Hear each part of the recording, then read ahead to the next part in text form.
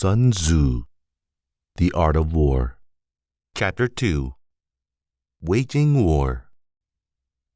In the operation of war, where there are in the field 1,000 swift chariots, as many heavy chariots, and 100,000 mail-clad soldiers, with provisions enough to carry them 1,000 li, the expenditure at home and at the front, including entertainment of guests, small items such as glue and paint, and some spent on chariots and armor, will reach the total of 1,000 ounces of silver per day. Such is the cost of raising an army of 100,000 men. When you engage in actual fighting, if victory is long in coming, the men's weapons will grow dull, and their ardor will be damped. If you lay siege to a town, you will exhaust your strength.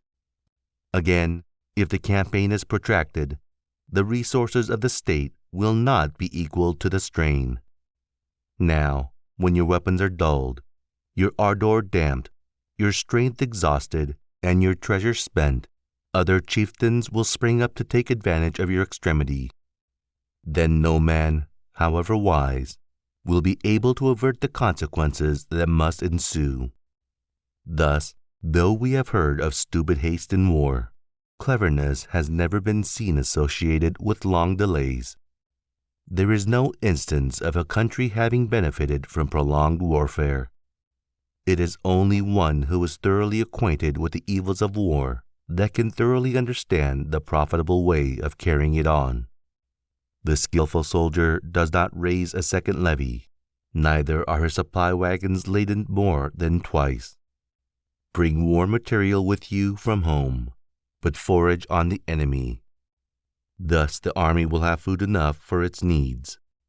Poverty of the state exchequer causes an army to be maintained by contributions from a distance. Contributing to maintain an army at a distance causes the people to be impoverished. On the other hand, the proximity of an army causes prices to go up, and high prices cause the people's substance to be drained away. When their substance is drained away, the peasantry will be afflicted by heavy exactions. With the loss of substance and exhaustion of strength, the homes of the people will be stripped bare, and 3/10 of their incomes will be dissipated, while government expenses for broken chariots, worn-out horses, breastplates and helmets, bows and arrows, spears and shields, protective mantlets, draught oxen and heavy wagons will amount to 4/10 of its total revenue. Hence a wise general makes a point of foraging on the enemy. 1 cartload of the enemy's provisions is equivalent to 20 of one's own, and likewise a single pickle of his provender is equivalent to 20 from one's own store. Now, in order to kill the enemy, our men must be roused to anger. That there may be advantage from defeating the enemy, they must have their rewards.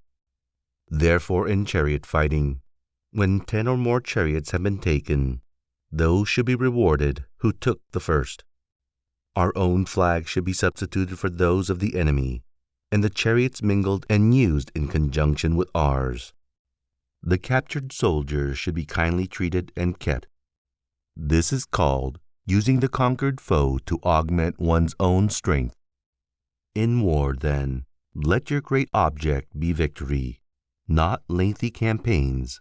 Thus it may be known that the leader of armies is the arbiter of the people's fate, the man on whom it depends whether the nation shall be in peace or in peril.